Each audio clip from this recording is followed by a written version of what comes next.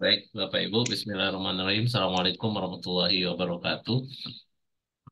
Eh, Alhamdulillah kita hari ini bertemu dalam kegiatan kita untuk mengingat-ingat kembali sebenarnya terkait dengan proses akreditasi. Ini mohon suara saya terdengar jelas, suara saya? Oke, Iya terdengar Pak, Pak. jelas Dengar banget ya? Pak. Jelas, Pak. Oke, jadi malam ini kita diskusi terkait dengan bagaimana mengingat-ingat kembali sebenarnya prosedur untuk akreditasi dan apa saja item-item yang mesti kita siapkan dalam jurnal kita agar menuju jurnal yang terakreditasi ya. Jadi ini beberapa tadi ada Ibu Anda ya mengelola beberapa jurnal yang juga belum terakreditasi. Kalau Pak Zulis jurnal sudah menunggu penilaian.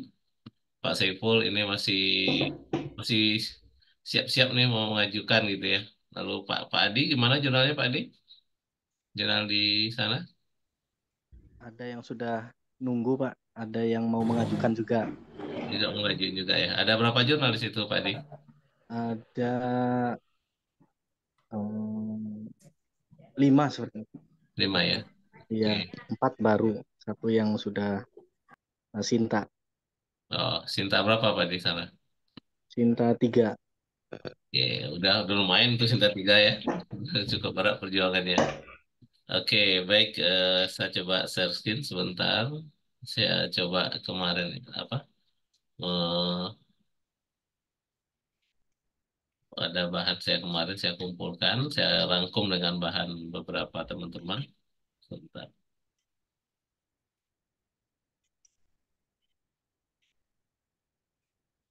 Jadi nanti Bapak Ibu kita sharing saja. Jadi kalau ada hal yang ditanyakan kita diskusikan langsung gitu. Jadi nggak usah nunggu-nunggu. Jadi kita santai saja.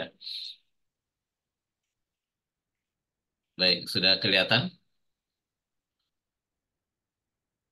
Sharingnya sudah kelihatan? Apa share screen saya? Sudah Pak, sudah. Sudah ya. Nah ini dia kendalanya kalau udah share screen ini agak mulai lelet ya. Oke, jadi Bapak Ibu kita diskusi apa namanya terkait dengan penilaian akreditasi jurnal ilmiah yang ada di Arjuna ya. Jadi beberapa minggu yang lalu Pak Saiful Gozi sama Pak Zulis ya mengikuti kegiatan terkait dengan akreditasi jurnal. Jadi ini saya rangkum dari Pak Saiful Gozi ini kemarin waktu di Surabaya ya terkait dengan informasi eh, proses akreditasi yang sedang berjalan saat ini salah satu di poin nomor 1 ini yang paling atas ini terkait dengan jurnal Abdi Mas. Jadi Bapak Ibu ini mohon nanti kita koreksi lagi. Ini kan di sisi DRTPM. Jadi Bapak Ibu mulai membiasakan ya kalau DRTPM itu berarti Direktorat Riset dari Dikti Akademik. Akademik. Dikti. Jadi kalau kita APTV. Direktorat APTV itu vokasi. Jadi kalau DRTPM ini dari Dikti. Nah, tata kelola jurnal itu ada di bawah DRTPM, Bapak Ibu. Jadi tidak di bawah APTV vokasi ya. Jadi dirjennya di bawah dirjennya Direktorat Penelitian Pengabdian Masyarakat dari Dikti. Nah, kemudian Arjuna itu di bawah DRTPM. Jadi masih di dalam lingkup DRTPM ya, di bawah akademik. Nah, ini di Panduan Penelitian Pengabdian 2024 ini maksudnya penelitian pengabdian yang di akademik. Kalau kita di vokasi, masih tidak diwajibkan, tapi masih disarankan untuk publikasi di jurnal pengabdian ataupun di seminar nasional. Masih diminta gitu ya, masih boleh. Nah, yang di Panduan Penelitian Pengabdian Akademik, saya baca ya, mudah-mudahan ini memang seperti ini ya. Jadi katanya tidak lagi wajibkan output dalam jurnal pengabdian. Nah, ini beberapa jurnal pengabdian sudah mulai kekurangan artikel. Nah, ini sedangkan saat ini kita baru mulai-mulai merintis, tapi kita sudah ada lagi tantangan baru gitu. Nah, jurnal pengabdian ini betul-betul nanti mulai diarahkan nanti ini di poin nomor 2. Jurnal Abdi Mas itu tidak lagi sekedar reputasi laporan, tapi harus bersifat saintifik. Nah, ini perlu dipikirkan nanti bagaimana saintifik dari sebuah pengabdian. Jadi tidak hanya sekedar melaporkan kegiatan saja, tapi ada sisi ilmiahnya yang harus dilaporkan di jurnalnya. Tentu ini akan merubah sedikit banyaknya di template kita gitu ya. Nah, ini tantangan nginti yang di jurnal Abdi Mas ya. Kemudian tadi yang tanyakan Bu Anda itu kenapa masih banyak yang belum atau belum dibuka pengajuan akreditasi. Nah, kasusnya seperti ini, Bu. Jurnal yang mengajukan akreditasi itu sangat banyak, lalu tidak seimbang dengan jumlah asesornya gitu. Jumlah asesor kita yang terbatas di RTPM gitu ya. Lalu butuh waktu untuk akreditasi. Jadi masih banyak sepertinya yang sudah mengajukan itu yang belum terproses gitu. Padahal dia sudah mengajukan jauh-jauh hari. Maka sementara ditutup sambil yang lama itu tetap diproses dan sambil waktu sambil apa? Sambil jalan akan ada rekrutmen untuk reviewer baru untuk menambah kekurangan ini. Nah, ini akan ada rekrutmen asesor baru dalam waktu dekat. Jadi kita tunggu saja karena di tahun 2025 ini akan 2005 depan ya akan ada panduan yang baru. Tapi selagi panduan yang baru untuk akreditasi itu belum terbit, kita masih pakai panduan yang lama. Jadi di tahun depan itu nanti akan ada panduan baru. Tapi panduan baru itu akan dirilis tahun ini ya. Jadi tahun ini dirilis tapi akan berlakunya di tahun depan. Jadi setidaknya untuk yang akan mengajukan di tahun depan tentu sudah akan mulai menyiapkan diri. Nah, sambil kita menunggu itu terjadi, baru kita masih mengikuti yang lama dulu. Nah, ini informasi yang dari Pak Saiful Ghazi kemarin ya, yang ikuti pelatihan di Surabaya. Oke. Nah, Bapak Ibu, untuk teman-teman yang akan mengajukan akreditasi, mohon yang ini dilengkapi semua gitu ya. Jadi ISN-nya sudah aktif, dengan doi-nya masing-masing artikelnya aktif 2 tahun terakhir, lalu terbitnya 2 tahun terakhir itu memang betul-betul berurutan. Berurutannya itu sejak EISN-nya Bapak Ibu ya. Jadi dihitung 2 tahun itu sejak EISN-nya aktif. Jadi EISN itu kan bisa dicek di BRIN ya, kapan EISN-nya aktif. Jadi bukan sejak terbitnya. Jadi kalau Bapak Ibu terbitnya udah 2 tahun, tapi EISN-nya baru tahun kemarin didapatkan, maka dihitung 2 tahun itu sejak dari EISN-nya tersebut. Jadi pastikan begitu kita sudah ngurus publikasinya, pastikan EISN juga diurus. Doi bisa diurus belakangan kan, ya, bisa yang lama-lama bisa kita bayarkan doi-nya. Kemudian mitra bestari dan sebagainya. Ini beberapa syarat di artikel ilmiah ya. Jadi untuk akreditasi nanti kita bahas. Nah, tahapannya nanti yang bagi yang belum ya, dari jurnal kita itu kita daftar ke Garuda, dari Garuda sudah terdaftar baru bisa ke Arjuna. Karena begitu kita mendaftar ke Arjuna, dia akan minta ID kita di Garuda.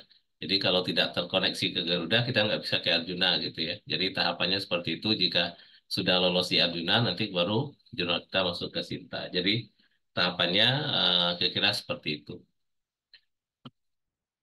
Ini kalau kita mengajukan akreditasi setelah kita mengikuti pengajuan tadi di Arjuna ya, kita masuk ini Garuda, masuk ke Arjuna, nanti tim Arjuna akan memeriksa kelengkapan dari jurnal kita yang ada 5 nanti SR-nya itu ya kalau sudah terpenuhi baru nanti akan dikirim ke asesor. Jadi kalau tidak terpenuhi kita akan dikembalikan ke kita ya, ini di Arjuna.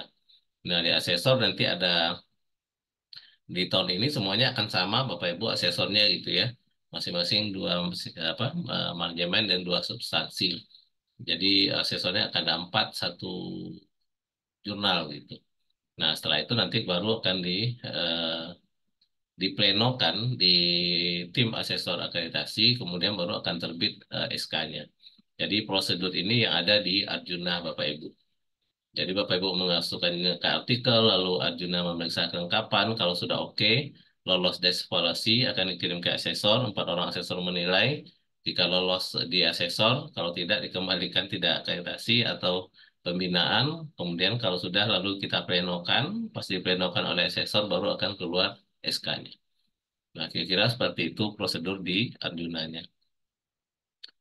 Kemudian syarat akreditasi, Bapak Ibu, ini yang tadi saya sampaikan bahwa jurnal kita sudah memiliki EISN ya, jadi bukan ISSN ya, EISN dan EISN itu berumur 2 tahun baru kita bisa mengajukan. Jadi patokan 2 tahun itu Bapak Ibu sejak EISN-nya itu aktif pada edisi berapa, volume berapa gitu ya. Jadi pastikan 2 tahunnya itu sejak EISN-nya diterima.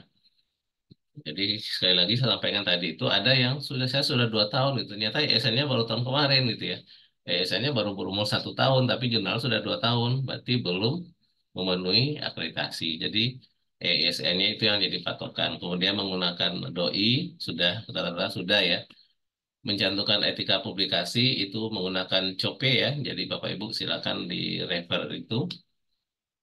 Harus ilmiah, jadi harus ada metodenya. Lalu terbit 2 tahun berurutan. Nah, ini Bapak Ibu harus berurutan. Jadi kalau tadi Bu Anda ada sempat kurang artikelnya, lalu ini akan jadi dasar kita tidak bisa untuk maju akreditasi. Jadi sejak ESN itu sudah terbit, Bapak Ibu, 2 tahun setelah itu pastikan syarat-syarat minimal itu terpenuhi. Nah, syarat minimalnya itu juga yang di bawah ini nomor 67 ini. Minimalnya 2 kali terbit dalam setahun dan setiap terbit artikelnya lima artikel. Itu saja Bapak Ibu. Jadi pastikan berurut selama 2 tahun. Kemudian jurnal sudah di lembaga pendidik nasional itu maksudnya di Garuda gitu ya di Google Scholar. Nah itu sudah pasti Bapak Ibu begitu Bapak Ibu masuk ke Garuda sudah pasti terindeks Google Scholar ya. Begitu Bapak Ibu masuk Garuda dia minta juga apa link-link yang lain ya terkait dengan indexingnya. Jadi sudah masuk Garuda berarti sudah aman sebenarnya untuk akreditasi. Nah, ini tadi masih yang tadi penjelasan tadi juga Bapak Ibu. Nah, cuman di sini saya tambahin di bawahnya ini dari apa? Dari eh, yang ikuti kemarin ya di Surabaya ada yang sering gagal karena di tim editornya tidak berdiri dari 2 lembaga. Jadi Bapak Ibu di aturan yang sekarang itu tim editornya itu pastikan berasal dari 2 lembaga gitu. Jadi kalau misalnya jurnal di PPNS semua editornya nah itu nanti tidak lolos di sisi administratif. Nanti jurnal Bapak Ibu dikembalikan. Jadi dari sekarang mohon disiapkan itu gitu ya. Apa namanya? Jangan sampai terkendala dengan hal seperti ini. Jadi ada peraturan baru kemarin itu terkait dengan jumlah editor ini di jurnal kita. Jadi itu harus tertulis ya apa untuk menulis apa editornya itu harus sebutkan dari afiliasinya dari lembaga mana gitu. Jadi terlihat minimal dari 2 lembaga tadi. Yang lainnya sama. Nah, kemudian yang tadi saya tekan juga tadi ada jurnal ilmiah telah terbit paling sedikit 2 tahun sejak memperoleh EISN. Jadi 2 tahun itu Bapak Ibu sejak EISN-nya gitu. Jadi terhitung mundur sejak berlakunya EISN itu mulai dari tanggal akreditasi. Bapak Ibu mengajukan tanggal sekarang. Hitung 2 tahun dari sekarang ke belakang itu EISN-nya sudah aktif atau belum. Nah, patokannya seperti itu Bapak Ibu. Jadi hal-hal yang seperti ini yang terkadang kita terlewatkan. Oke, kemudian untuk akreditasi ini masih bobot yang lama Bapak Ibu. Jadi di syarat akreditasi itu ada 8 item penilaian kategori-kategorinya ya. Di kategori itu ada yang sisi manajemen, ada yang sisi substansi. Jadi sisi substansi itu totalnya ada 52 poinnya, di sisi manajemen ada 48. Jadi sangat tinggi nilai di substansi. Nah, substansi artikel itu nanti kita akan bahas satu-satu Bapak Ibu masing-masing ada pena, apa pertanyaan-pertanyaan ya terkait dengan masing-masing ini. Jadi yang ini adalah rangkuman total bobotnya gitu ya. Nah, kalau Bapak Ibu ingin jurnalnya terkasih Sinta 2, ini sekurang-kurangnya memperoleh nilai total substansi dan manajemen itu 70. Jadi substansi setelah Bapak Ibu nanti evaluasi di Arjuna, itu nilai substansinya sama manajemen itu harus minimal 70. Nah, 70 itu pun dengan catatan di bagian substansinya harus 26. Ini total yang substansi ini di kategori substansi artikel dan penulisan dan gaya kepenulisan ini minimal 26 dari 52. Jadi jangan nanti Bapak Ibu di manajemen sudah 48, lalu di sini 20 gitu ya. 25 misalnya, kan sudah lebih dari 70 gitu. Tapi tidak terpenuhi Sinta 2-nya gitu karena di sisi substansinya tidak terpenuhi 26 nilainya. Jadi seperti itu Bapak Ibu. Jadi mohon nanti ini jadi perhatikan bagi kita bersama ya.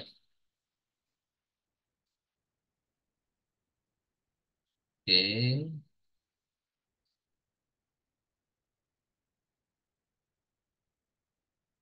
Nah, ini akreditasinya seperti ini. Akreditasi ini mungkin Bapak Ibu sudah tahu semua ya. Kalau Sinta 1 85 ke atas, Sinta 2 70 sampai kecil dari 85, berarti 84 ya. Di sini 70 sampai 84 tuh Sinta 2 dan seterusnya. Nah, Bapak Ibu waktu melakukan evaluasi diri akan terlihat itu nilainya gitu ya, seberapa nilainya. Nah, di dalam penilaian itu Bapak Ibu juga ada nanti namanya disinsentif ya. Apabila di salah satu artikel kita itu yang telah publish dalam 2 tahun terakhir itu yang diajukan untuk akreditasi itu ada ada satu atau berapa artikel yang eh, apa namanya mengandung unsur-unsur plagiat. Nah, jika ketemu seperti itu Bapak Ibu, maka kita akan dikurangi nilainya 2. Nah, kan 20 ya maksimum ya. Ini tergantung dari rapat pleno ya. Jadi maksimum 20. Jadi sangat apa ya? Sangat berisiko Bapak Ibu, memang maka hati-hati sebelum kita mempublish. Kemudian ini juga menjadi catatan kalau seandainya kita minimal 5 artikel tadi itu terbit per isu gitu ya. Begitu ada satu unsur plagiat, maka yang artikel itu akan di take down. Jadi tinggal 4. Jadi kalau 4 berarti jumlahnya tidak memenuhi syarat gitu. Jadi makanya usahakan untuk terbit itu jangan 5 sih. Jadi saya selalu menyarankan kalau bisa 8 gitu ya. Tapi itu perjuangan ya, perjuangan kita untuk mencari artikelnya. Jadi agar dapat titik amannya kalau 5 itu memang berisiko walaupun nanti tidak terlalu apa ya kemungkinan itu ada gitu ya kemungkinannya ada. Nah kemudian ini masa berlaku ini kita baru ya kita lewati saja.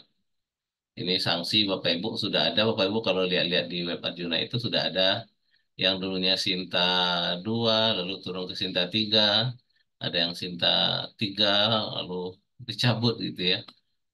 Itu karena melanggar standar bisnis dari sebuah jurnal. Nah, ini juga Bapak Ibu hati-hati kita saya juga Bapak Ibu kadang-kadang ada saja masalah-masalah di jurnal itu ya. Maka kita harus mulai menjaga jurnal kita agar tidak melanggar etika-etika publikasi lah gitu ya. Dan biasanya jurnal-jurnal yang dicabut seperti ini memang ada orang melaporkan Bapak Ibu. Dan kadang-kadang melaporkan memang kadang-kadang autor yang mungkin dalam tanda kutip di reject di jurnal kita dan lain sebagainya gitu ya. Jadi ada kesalahan kita dia laporkan. Nanti akan jadi catatan oleh Arjuna dan akan direview gitu. Nah itu jadi bisa saja yang tadi sudah terakreditasi dicabut akreditasinya atau diturunkan. Nah itu sudah ada Bapak Ibu yang terjadi seperti itu gitu ya. Nah ini kita lewati saja. Nah, kemudian kita fokus ke barang evaluasi diri. Untuk barang evaluasi diri ini sebenarnya Bapak Ibu sudah ngisi ya. Saya rasa ini beberapa kita lewatkan saja. Untuk penamaan jurnal ini Bapak Ibu memang kita berharap jurnal kita itu spesifik, tapi kita kan sudah punya nama jurnalnya Bapak Ibu. Jadi tidak bisa kita merubah nama jurnal kita agar spesifik. Ini penilaian manajemen Bapak Ibu dari A, poin A nanti sampai C itu manajemen ya. Jadi poin manajemen. Di bagian eh, penamaan ini ada satu pertanyaan seperti ini saja. Poinnya maksimal ada 2. Jadi kalau nama jurnal Bapak Ibu itu sudah tidak spesifik bidang ilmu, maka Bapak Ibu ubah di bagian ruang lingkupnya agar spesifik. Jadi ruang lingkupnya Bapak Ibu spesifikkan. Karena nama tidak bisa kita ubah. Karena sudah pakai ISN ya. Merubah nama berarti merubah ISN tambah panjang perjalanannya. Jadi kalau sudah terlanjur namanya tidak spesifik, Bapak Ibu mohon nanti di ruang lingkupnya dispesifikkan jurnalnya. Jadi secara bertahap mungkin sebelumnya kita nggak spesifik. Nah sekarang secara bertahap kita ubah. Jadi kita belajar seperti itu Bapak Ibu. Jika ada yang baru mau kita ubah kita perbaiki gitu ya. Nah ini yang pertama. Jadi ini hanya satu pertanyaannya. Jadi maksimal poinnya 2. Kalau seandainya Bapak Ibu tidak spesifik nanti nilainya bisa 0,5 gitu ya. Kalau cakupannya luas. Kalau tadi yang jurnal apa tadi di PPMS yang ada mekanik, ada elektrik, ada teknologi industri gitu ya. Nah, itu kan kategorinya sudah eh, tidak spesifik gitu ya. Ada beberapa bidang ilmu di situ gitu ya, Bu Anda ya. Maka bagaimana kita menspesifikannya? Kita harus di ruang lingkup. Tapi karena memang jurnal itu mengakomodir banyak ini, jadi susah kita gitu ya. Jadi nanti poin kita paling paling tinggi di angka 1. Nah, tapi sebaiknya kok ada ya modelnya. Iya, Ini plastik kan tantangan yang kita kayak di gitu. sebentar. Oke, saya mau dulu. Nah, itu kalau misalnya di sisi eh, nama ya, kalau memang tidak bisa kita spesifikkan, kita spesifikkan di bagian eh, ruang lingkup. Nah, kemudian yang poin B di bagian kelembagaan. Jadi di poin A itu cuma satu ya Bapak Ibu. Di poin kelembagaan, nah ini kita masih bisa merubah kalau seandainya kita ingin mendapat poin yang tertinggi. Jadi di sini di kelembagaan itu ini penerbitnya Bapak Ibu ya. Kita akan dapat poin 4 kalau kita diterbitkan oleh lembaga profesi dan kerjasama dengan perguruan tinggi. Kita pasti tidak ya. Kita mungkin berada di poin nomor 3 Bapak Ibu. Jadi di perguruan tinggi itu pun kalau seandainya seminimal-minimalnya penerbitnya itu adalah di jurusan. Kalau sebagusnya adalah di LPPM. Jadi pastikan di jurnalnya itu diterbitkan kalau di kampus ya Bapak Ibu ya, diterbitkan oleh jurusan atau lembaga penelitian atau pusat penelitian pengabdian kepada masyarakatnya. Kalau seandainya Bapak Ibu di bawah prodi dan lain sebagainya itu nanti poinnya 1. Jadi Bapak Ibu kita mungkin ada di poin 3 atau Bapak Ibu memang jurnal itu bisa bekerja sama dengan organisasi profesi, dengan PI ya.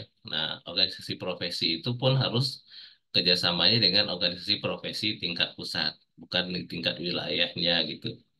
Nah, itu bisa dapat 4. Nah, ini Bapak Ibu silakan kira-kira Bapak Ibu bisa dapat yang mana. Kalau sekarang terlanjur penerbitnya tertulis di jurnalnya itu adalah prodi, kalau bisa Bapak Ibu ditingkatkan diterbitkan oleh jurusan apa atau diterbitkan oleh P3M-nya, LPPM-nya gitu. Nah, paling tidak kita untuk mengejar dapat 3 ini.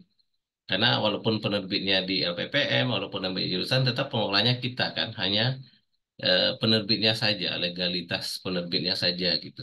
Nah, jadi usahakan Bapak Ibu untuk penerbitnya itu di LPPM atau jurusan atau kalau di perguruan tinggi ada lagi ya, tapi kalau kita di ISAS, kita sudah bisa nanti masuk ke kategori 4 ya. Kadang-kadang beberapa asesor, kadang karena apa namanya organisasi profesi harus yang perguruan tinggi gitu ya.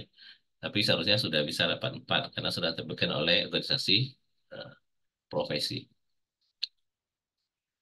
Kemudian ini masih manajemen Bapak Ibu di bagian C. Jadi di poin A, B ada satu pertanyaan, satu-satu ya. Di poin C ini ada beberapa pertanyaan dan ada poin-poinnya juga. Yang poin C ini penyuntingan dan manajemen jurnal. Jadi di situ di pertanyaan nomor 1 terkait dengan mitra bestari. Bapak Ibu pastikan mitra bestari kita itu kalau ingin dapat poin 6 dari 4 negara. Jadi kalau kita melihat dari sini Bapak Ibu kalau dia nyebut 4 negara, artinya memang jurnal kita itu harus sudah berbahasa Inggris gitu ya. Kalau dari 4 negara, kemudian bahasa Indonesia jadi tanda tanya juga gitu ya Bapak Ibu ya. Nah, kita akan sulit mendapatkan ini kalau kita masih bahasa Indonesia semua jurnalnya gitu. Nah, kita bisa mendapat 4 kalau 50% data besar kita dari 2 hingga 3 negara. Nah, kalau semua masih Indonesia, poin ini juga kita masih tidak dapat. Jadi kita mungkin di poin C gitu ya. Di poin C itu hanya beberapa institusi dalam negeri. Nah, kata kuncinya Bapak Ibu beberapa institusi. Jadi tidak semua reviewer kita itu dari kampus yang sama. Di sini kata-katanya beberapa. Jadi ada 2 ya, lebih. Kalau di sini kan ada 50% nih. Jadi kalau reviewer kita ada 10 orang, nah 10 orang ya Bapak Ibu, kemudian eh, ber berkualifikasi nasional itu artinya dia mempunyai ID juga Scholar. Kalau internasional Bapak Ibu dia minimal punya ID Scopus gitu ya. Itu udah internasional. Tapi kalau seandainya tidak ada ID internasionalnya, berarti dia masih nasional. Nah, usahakan Bapak Ibu kita bisa mengejar ini, tapi catatannya Kalau ingin di poin 4, Bapak Ibu, kita memang harus jurnal kita udah berbahasa Inggris semua. Karena kalau tidak berbahasa Inggris, untuk apa gunanya mitra pelestari kita dari beberapa negara. Nah, nanti kalau lebih detail lagi, Bapak Ibu, asesor itu akan melihat kepada kepakaran. Apakah kalau seandainya Bapak Ibu menampilkan mitra bestarinya banyak gitu ya, tapi kepakarannya tidak sesuai dengan skop. Jadi kalau bisa Bapak Ibu mitra bestari itu disesuaikan dengan skop bidang ilmu kita, bidang ilmu yang ada di jurnalnya. Begitu juga dengan editor. Pastikan editor itu memang bidang ilmunya sama dengan yang ada di skop ruang lingkup dari jurnal kita. Jadi kata kunci yang pertama itu memang ruang lingkup jurnal Bapak Ibu. Jadi kalau ruang lingkup jurnal kita sudah duduk 1, 2, 3, 4, maka Bapak Ibu harus mencari mitra bestari sesuai dengan bidang ilmu tersebut. Harus masuk bidangnya gitu ya. Jadi jangan nanti bidangnya walaupun dia sudah punya kualifikasi internasional, tapi bidang nggak cocok dengan skop bidang ilmu di jurnal kita gitu. Nah begitu juga di sisi editornya gitu. Dan yang paling penting adalah chief editornya gitu ya. Jadi bidang ilmu chief editor itu pastikan sama dengan bidang ilmu jurnal yang dia kelola Bapak Ibu. Jadi nggak ada istilah kita ngambil orang yang sudah high index-nya tinggi, tapi bidang ilmunya beda. Cuma numpang nama aja dalam tanda kutip ya untuk jadi chief editor misalnya. Nggak boleh. Jadi harus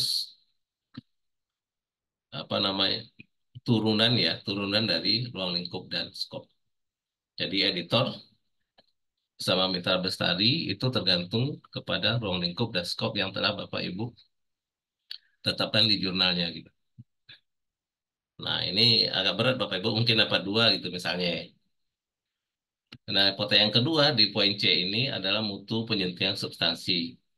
Nah ini terkait dengan kualitas dari reviewer dalam menilai. Jadi Bapak Ibu pastikan sebagai editor memastikan bahwa catatan dari reviewer itu betul-betul eh, menilai secara ketat ya dari sisi substansi. Jadi ini peran kita editor Bapak Ibu. Jadi kalau seandainya masih ada reviewer kita yang mereview tidak secara substansi, Bapak Ibu kurangilah dia dikasih tugas. Kasihlah tugas kepada reviewer yang betul-betul menilai secara substansi agar skor kita dapat 3 ini. Jadi kalau seandainya dia menilai apa namanya ini dapat nol loh Bapak Ibu. Walaupun kita sudah punya reviewer, sudah kita kasih, tapi dia nggak menilai secara substansi. Artinya dia hanya menilai mungkin dari tata letak, layout, cetak tebal, cetak miring. Ya. Itu bukan substansi. Itu adalah kerjaan kita sebagai editor Bapak Ibu ya. Nah, cara yang paling bagus juga Bapak Ibu agar jangan apa namanya reviewer itu menilai ke sisi manajemen, maka pastikan betul-betul artikel yang kita kirim ke reviewer itu sudah bebas dari kesalahan-kesalahan tata tulis. Sehingga reviewer tidak terkontaminasi ya untuk memberikan catatan terkait dengan tata tulis tersebut. Jadi beri dia agar dia fokus kepada substansi. Nah, ini tugas kita editor untuk meminimalkan itu Bapak Ibu. Jadi saya rasa ini bisa dapat 3 kalau Bapak Ibu betul-betul mengirimkan artikel yang sudah bebas dari kesalahan-kesalahan manajemen, kesalahan-kesalahan tata tulis, kesalahan-kesalahan layout, kesalahan-kesalahan template. Sudah Bapak Ibu minimalkan, maka kirimlah baru ke reviewernya, agar reviewer betul-betul menilai secara di sisi substansi. Nah, kemudian pertanyaan ketiga, tadi 1, 2 itu terkait dengan kualifikasi reviewer. Nah, ini terkait dengan Dewan Penyunting. Di aturan yang baru tadi saya sampaikan bahwa Dewan Penyunting itu minimal berasal dari 2 lembaga. Ada juga yang bertanya berapa reviewer yang pas untuk jurnal kita gitu ya. Kalau kita terbitnya 2 kali 1 tahun, ya terbitnya 5 kali, paling tidak 5 kali 2 ada 10 orang reviewernya karena artikel yang bagus itu direview oleh 2 orang reviewer misal seperti itu. Jadi kalau Bapak Ibu nanti artikelnya sekali terbit 20 artikel apa reviewernya 5 orang gitu. Nah, itu nggak pas. Jadi pastikan disesuaikan lah ya. Nah, begitu juga dengan kualifikasi Dewan Penyunting editor Bapak Ibu tim editor mulai dari chief editor, editorial board, ya dewan editor gitu ya atau apapun namanya itu Bapak Ibu kita bisa mendapat poin 5 kalau seandainya semua chief editor semua editor itu berkualifikasi internasional dan dari 4 negara. Kalau tadi juga seperti itu ya Bapak Ibu, 4 negara ya. Nah, kalau 5 orang editor kita kan 4 negara kan udah beda-beda negara itu gitu ya. Dan pastikan juga berkualifikasi internasional, artinya seminimal-minimalnya punya ID Scopus. Jadi kalau dia sudah punya ID Scopus, sebenarnya dia sudah punya artikel di Scopus. Kalau H-index lebih tinggi, tentu akan lebih baik lagi. Kalau seandainya kurang dari 50, maka kita dapat 3. Tapi catatannya berasal dari 2 negara ya. 2 hingga 3 negara. Berarti 2 negara sudah terpenuhi Bapak Ibu. Kalau nomor 5 ini kita susah memperolehnya, kita kejar yang nomor 3. Carilah satu orang editor dari negara tetangga atau negara yang lainnya Bapak Ibu. Kalau tidak kita dapat satu. Sayang kan Bapak Ibu ya, harus sayang gitu. Bayangkan kalau di sini aja kita udah kehilangan, kalau dapat satu udah 4 nih yang hilang gitu ya. Apalagi yang tadi ada yang 5 juga, 6 juga itu ya. Sayang skornya dari 100 sudah kurangnya berapa gitu. Lalu pertanyaan keempat terkait dengan penulis. Nah ini saya berharap sudah bisa Bapak Ibu dapat poin tinggi. Poinnya 1 artinya template kita mengerinci Bapak Ibu lengkap detail gitu ya. Cara menulis afiliasi seperti apa dijelaskan, isi pendahuluan seperti apa dijelaskan. Bapak Ibu boleh lihat beberapa jurnal yang sudah Sinta 2, Sinta 3, lihat template mereka, diacu, dicontoh saja nggak apa-apa. Saya baru itu sudah bisa 1 ya. Untuk penyuntingan, ini juga saya rasa juga bisa 1. Eh, tidak ada yang beda. Kadang-kadang saya lihat kesalahan-kesalahan minor seperti ini, Bapak Ibu nomor 5 ini, di sisi editor gitu ya. Di sisi editor misalnya, di referensi itu kadang jarak antar referensi satu senti dua 1 spasi. Di artikel yang lainnya 1,5 spasi gitu ya. Nah itu kan kesalahan-kesalahan kita di editor gitu. Jadi kita editor itu Bapak Ibu betul-betul paham dengan template dari jurnal kita. Jadi jangan sampai kita dengan kesalahan-kesalahan minor itu yang mutu penyuntiannya kita seharusnya bisa dapat 2, akhirnya dapat 1 gitu ya. Atau dapat 0 gitu, karena kita tidak konsisten tadi. Jadi betul-betul konsisten kita sebagai editor untuk menghasilkan artikel yang bagus ya Bapak Ibu. Jadi harus nomor 5 ini Bapak Ibu harus betul-betul sesuai dengan template gitu ya. Nah itu tugas editor gitu. Saya rasa 5 ini bisa Bapak Ibu. Tapi kalau tidak kerja buru-buru artinya enggak juga gitu ya. Lalu pertanyaan nomor 6 masih di C ya. Nah ini Bapak Ibu semuanya kita sudah pasti menggunakan daring penuh.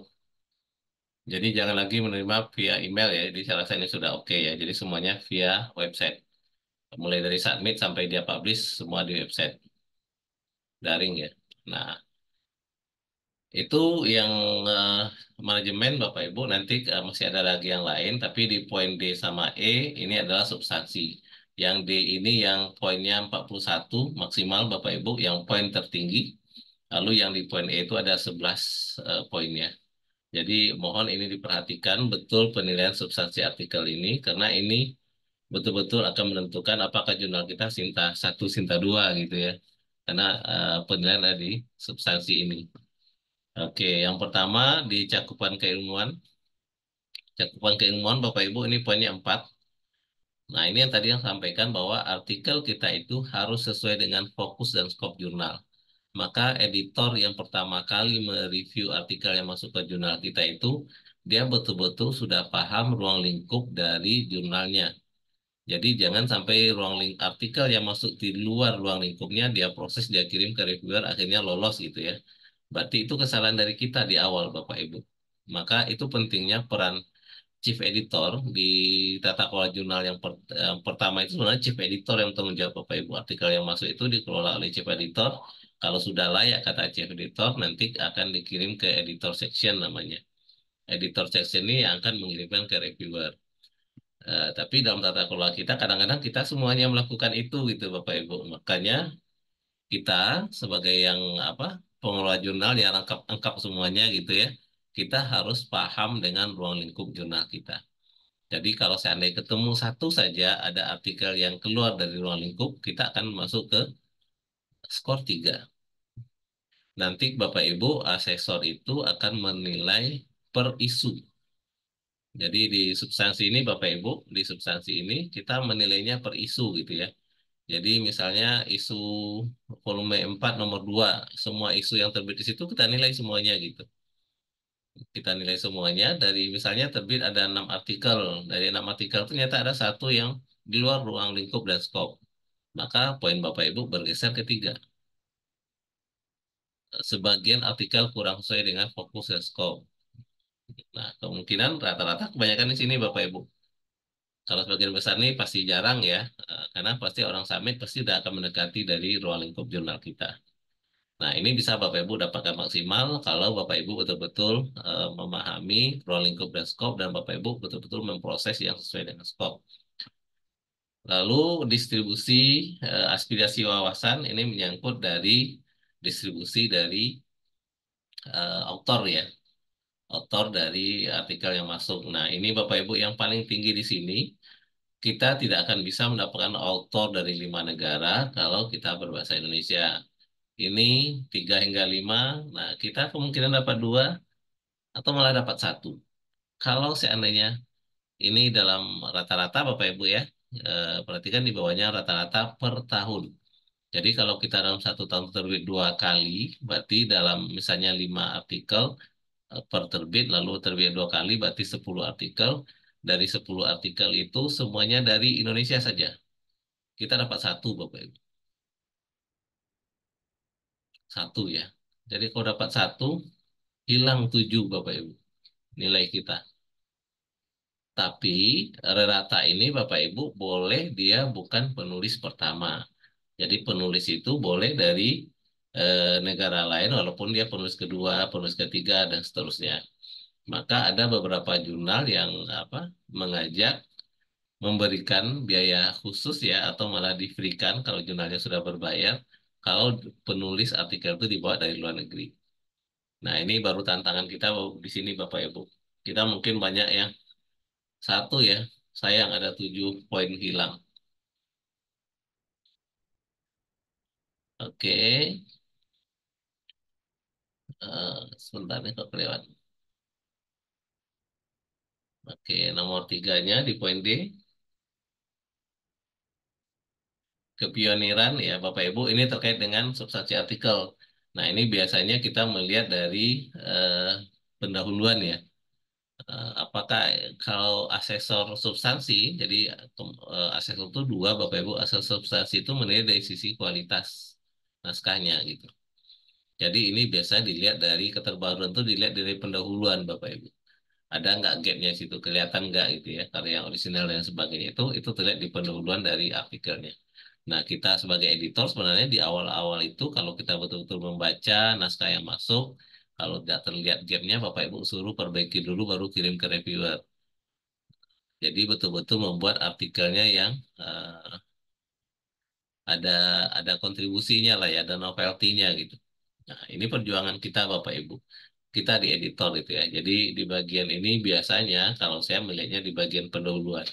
Di bagian pendahuluan di paragraf kedua, ketiga terakhir lah ya. Itu kelihatan Bapak Ibu hal orisinilnya itu apa ada apa enggak. Nah, ini betul-betul apa namanya asesor substansi itu dia membaca dari atas sampai bawah gitu ya. Nah, ini dari sisi substansi dari orisinalitasnya gitu. Kemudian berikutnya di sisi makna sumbang bagi kemajuan ilmu. Nah, ini rata-rata Bapak Ibu sangat tergantung di sini nih. Kalau kontribusinya tinggi, biasanya di sini sangat nyata. Tapi kalau kontribusi orisinalnya rendah, mungkin nyata gitu. Jadi ini sangat terkait Bapak Ibu terkait dengan kepionirannya. Jadi semakin tinggi orisinalitasnya, maka makna sumbang bagi kemajuan ilmu semakin tinggi karena terbaru gitu ya. Tapi sekali lagi Bapak Ibu ini rata-rata gitu ya. Kalau nilai satu isu ada 5 artikel, maka 5 artikel itu kita nilai, lalu kita ambil kesimpulan. Dari 5 artikel itu kira-kira keterbaruannya berapa. Jadi Bapak Ibu makanya pastikan artikel yang publish itu sedikit banyak sudah ada unsur-unsur keterbaruan. Bayangkan Bapak Ibu kalau seandainya kita mereview sebuah jurnal yang satu isunya terbit 30 gitu ya. Nah, itu luar biasa kerjanya hasil substansi akhirnya dia akan mengambil secara sampel gitu. Jadi tidak semua dia baca tapi dia sampelkan saja. Nah, berikutnya adalah derajat kemungkinan pustaka. Bapak Ibu ini mulai dari sekarang Bapak Ibu pastikan dari referensi itu jadi bahan bagi Bapak Ibu sebelum mengirim ke reviewer.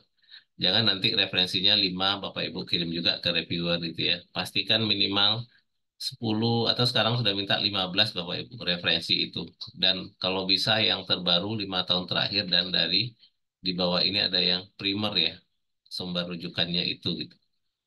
Nah ini mohon nanti begitu kita editor Bapak Ibu sebelum kirim ke reviewer dicek juga jumlah referensinya.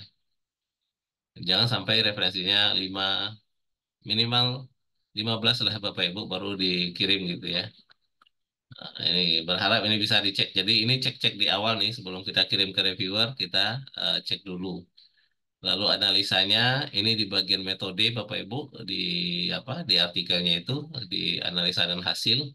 Pastikan Bapak Ibu di situ sangat banyak pembahasannya dengan detail. Jangan nanti ada di bagian apa pembahasan itu isinya hanya beberapa paragraf gitu ya. Isi yang paling banyak itu di pendahuluan gitu. Nah, itu kan aneh gitu. Nah, Bapak Ibu silakan dilihat di bagian analisa dan hasil ya. Lalu di kesimpulan, kesimpulan ini sebenarnya sangat baik Bapak Ibu kalau seandainya betul-betul menjawab pertanyaan yang ada di pendahuluan. Kalau di pendahuluan itu di paragraf terakhir itu kan seharusnya dia menyampaikan tujuan dari penelitiannya ya di pendahuluan itu. Nah, di bagian kesimpulan itu sebenarnya dia cukup menjawab dari tujuan yang disampaikan di bagian pendahuluan di artikelnya. Nah, kadang-kadang Bapak Ibu di penyimpulan ini kadang-kadang dibikin dalam bentuk item list ya. Kesimpulan dari penelitian ini satu, dua, tiga, empat gitu ya. Padahal tujuannya hanya satu, tapi kesimpulan jadi banyak gitu. Nah, itu cara menyimpulkan itu juga jadi catatan Bapak Ibu. Kalau sudah bentuk item list, nah sudah lah itu. Bapak Ibu bisa cukup baik atau kurang baik. Jadi kesimpulan itu mungkin cukup satu paragraf, lalu sarannya satu paragraf. Tidak usah panjang-panjang gitu ya. Kadang-kadang ada panjang-panjang, ada ngutip. Nah, itu banyak kesalahan-kesalahan di bagian penyimpulan. Nah, itu yang di E, Bapak Ibu, yang di apa? Di D. Di D itu yang tadi totalnya, kalau nilai yang paling tingginya ini ada 41. Nah, itu silakan Bapak Ibu, bisa dari sekarang Bapak Ibu ya. Jadi proses kita mendapat substansi bagus itu memang kita di tahap editor ketat di awal. Jadi kalau kita ketat di awal, maka di apa namanya di reviewer makin lebih ketat lagi dia.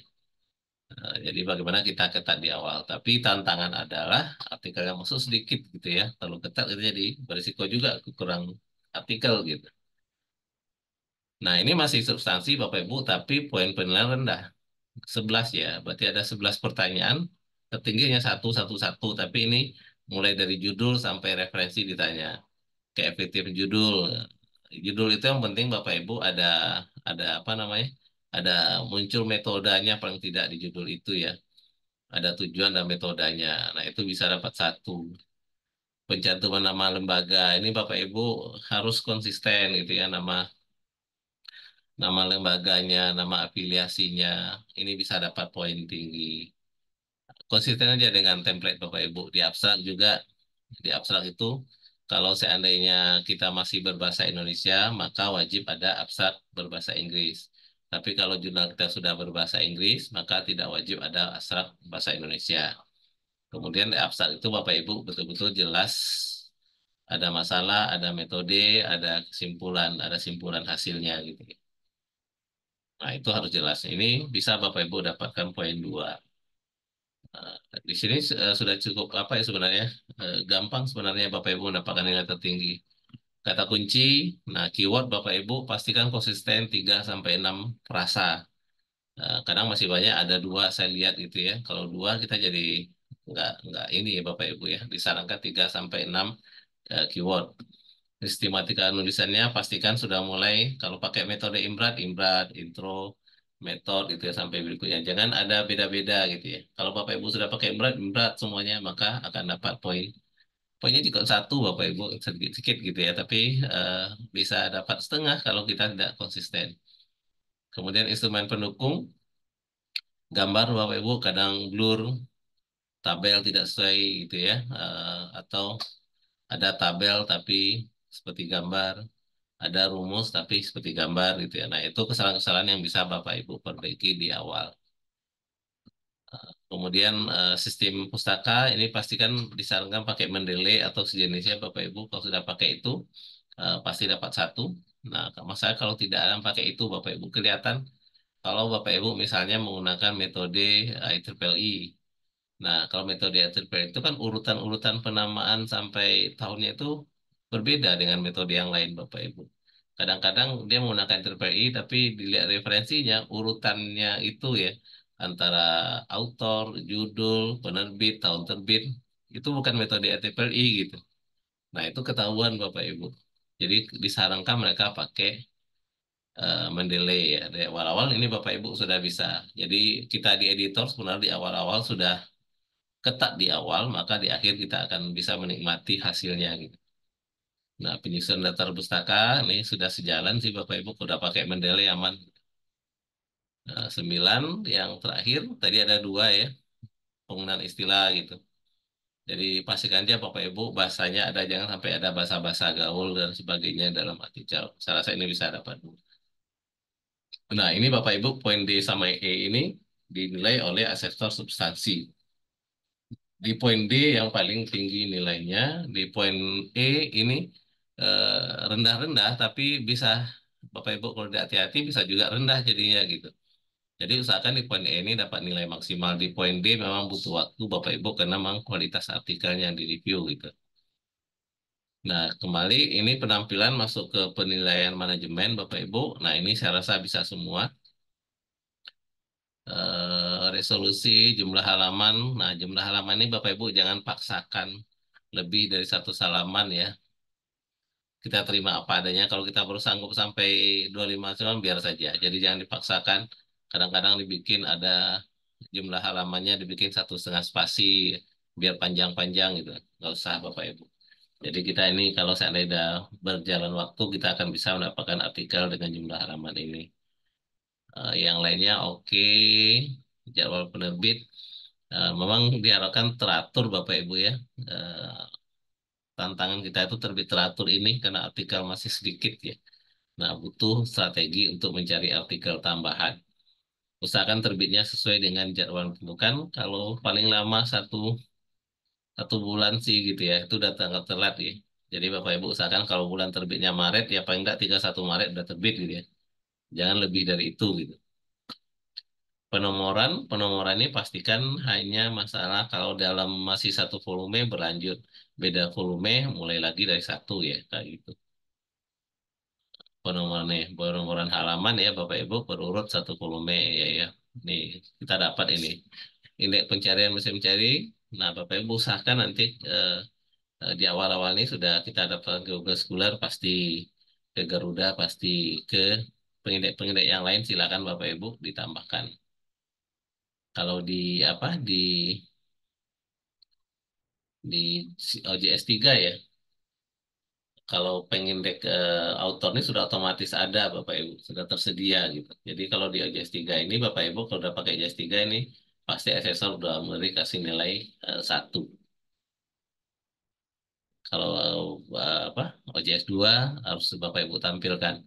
Jumlah kunjungan, nah ini juga tidak bisa Bapak Ibu manipulatif, pastikan sudah ada eh, flag apa ya, flag counter itu, stat counter untuk melihat berapa stasi kunjungan.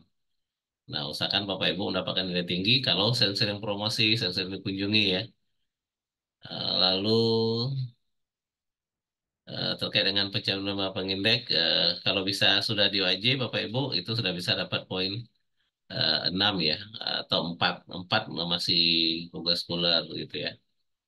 Usahakanlah Bapak Ibu ke 2AJ, kalau ke ini belum selesai ke 2AJ dulu. Kalau mau ke Kopernikus, Kopernikus dulu ya sambil ke Arjuna gitu. Nah, itu Bapak Ibu beberapa hal terkait dengan penilaian di Arjuna. Sepertinya sepele Bapak Ibu, tapi butuh ke komitmen dan konsisten kita ya. Ini kita akan dapat pengurangan 20 kalau seandainya ada terbukti memuat satu atau lebih artikel yang keseluruhannya merupakan plagiat. dapat maksimal 15 potongannya. Kalau terbukti satu, dapat minimal 5 pengurangan ya. Jadi kalau seandainya Bapak Ibu sudah terlanjur terbukti ada itu dan Bapak Ibu melihat itu memang ada kesalahan, maka Bapak Ibu bisa merubahnya, lakukan koreksi dengan cara ada namanya erratum, ada corrigendum, dan ada retraction. Kalau erratum sama corrigendum ini saya lupa, ada kesalahan di sisi editor, ada kesalahan di sisi autor ya. Saya nggak tahu yang erratum atau corrigendum, lupa saya. Jadi atau retraction, retraction itu memang kita tarik Bapak Ibu artikelnya. Ketahuan dia plagiat, kita tarik artikelnya, tapi tidak kita hilangkan di dalam daftar isu. Muncul judul sama abstrak dan autornya. Tapi dikasih tambahan judulnya itu retraction, dikasih alasannya kenapa. Nah, kalau itu Bapak Ibu lakukan, kita terhindar dari unsur ini, dari unsur plagiat apa namanya, disinsentif ini ya. Nah, itu bisa Bapak Ibu lakukan. Tapi kalau artikelnya hanya 5, maka berisiko gitu. Tapi kalau 8, satu diberi retraction, masih aman kita gitu. Nah, kemudian itu persiapan di sisi eh, apa namanya, akreditasi ya.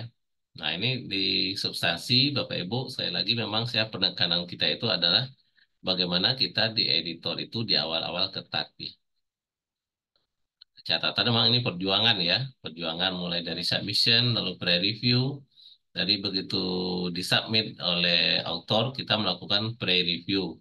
Jadi tidak ada istilah submit langsung kita kirim ke reviewer. Betul-betul kita di editor melakukan pre-review, minimal untuk mencek ruang lingkup dan tata tulisnya. Kita lihat. Nah ini Bapak Ibu di Arjunanya, di OJS-nya. Di submission ini kita bisa melakukan beberapa kali diskusi-diskusi sampai artikelnya betul-betul sesuai dengan scope, sesuai dengan template. Nah, baru kita kirim ke reviewer. Nah, di reviewer ini bisa beberapa round sampai kita sebagai Oke, kita bahas satu-satu dulu nih submission ya, Bapak Ibu. Di submission ini kita bisa melakukan diskusi banyak hal hingga artikelnya itu betul cocok dengan standar kita. Jadi Bapak Ibu bisa mendecline, mereject di awal ini kalau betul-betul tidak sesuai template. Tidak sesuai template, tidak sesuai scope, scope jurnal kita, Bapak Ibu silakan di reject. Kalau seandainya artikelnya bagus, masih mau diperbaiki, Bapak Ibu suruh perbaiki terus sampai sesuai dengan kita. Kalau sudah, baru kita kirim ke review, send to review gitu. Nah, di tahap review, ini naskah ditolak di tahap pre-review ini, Bapak Ibu, kalau di luar scope, di luar fokus dan scope jurnal, dan lain sebagainya, Bapak Ibu. Banyak yang bisa jadi catatan Bapak Ibu di awal-awal, ini yang saya bilang, kalau seandainya kita ingin ketat di awal di sisi substansi. Kalau tadi saya menyebutnya, Bapak Ibu fokus dari scope jurnal gitu ya. Sebenarnya kita bisa banyak lagi yang mau kita detailkan di awal-awal. Jadi artikel yang masuk ke reviewer itu betul-betul artikel yang menurut kita memang akan layak diterima di jurnal kita. Tinggal reviewer memberi masukan-masukan tambahan-tambahan untuk memperkuat artikelnya gitu. Nah memang makanya editor itu betul-betul editor orang sudah berpengalaman ya, dia sudah punya bisa menilai artikel yang layak dan tidak layak itu gitu. Jadi kalau seandainya sudah dikirim ke reviewer, kesempatan diterima itu sudah 60% ke atas gitu ya di sisi kitanya. Jadi Bapak Ibu betul-betul ketatlah di awal agar artikelnya bagus keluarannya. Nah, kita bisa mereview, menolak di sisi submission. Nah, setelah di tahap review, Bapak Ibu pastikan artikel itu dikirim ke dua orang reviewer yang kompeten sesuai bidangnya. Dan pastikan yang reviewnya spesifik ke substansinya. Jadi kalau di jurnal saya itu Bapak Ibu, saya tidak akan menerima artikel, accepted artikel, kalau minimal dua orang reviewer sudah menyatakan accepted. Sehingga akan muncul beberapa round di dalam satu artikel tersebut gitu. Tujuannya untuk apa namanya? Untuk kualitas tadi gitu. Nah, di sini Bapak Ibu akan dicek tugas kita juga Bapak Ibu setiap ada Proses review itu Bapak Ibu ngecek judul, ngecek abstrak, pendahuluan, metode, eh, hasil, simpulan itu betul-betul sudah sesuai yang kita inginkan. Walaupun nanti ada reviewer yang menyatakan revision required gitu ya, maka kita juga akan mencek hasil perbaikannya itu, gitu. Nah, kemarin itu ada yang bertanya Bapak Ibu terkait dengan di tahap ini. Di tahap round 1, round 2, round 3, dan round 4 itu terkait dengan keputusan dari reviewer. Jadi, keputusan reviewer itu ada beberapa, Bapak Ibu, ada yang decline, ada revision, ada resubmit, ada resubmit lagi tapi di tempat lain gitu ya. Nah, kalau keputusannya itu eh, revisi, beberapa beberapa ini ya beberapa panduan menyatakan revision required itu adalah kesalahan minor. Tapi kalau judulnya resubmit itu kesalahan mayor. Kalau dia revision required kesalahan minor, maka revisi itu cukup dengan setelah dia revisi kemudian cukup dengan kita sebagai editor dan tidak kita kembalikan ke reviewer. Tapi kalau revisinya itu judulnya resubmit, maka diperbaiki secara mayor, maka kita akan masuk ke round 1, ke round 2, round 3, round 4, dan seterusnya. Tapi kadang-kadang Bapak Ibu ada yang reviewer itu menyatakan revision required, tapi kesalahannya mayor gitu. Nah itu juga pusing kita editor ya. Maka kita juga menganggap itu adalah seharusnya resubmit, sehingga bisa ke round 1, round 2, round 3, round 4.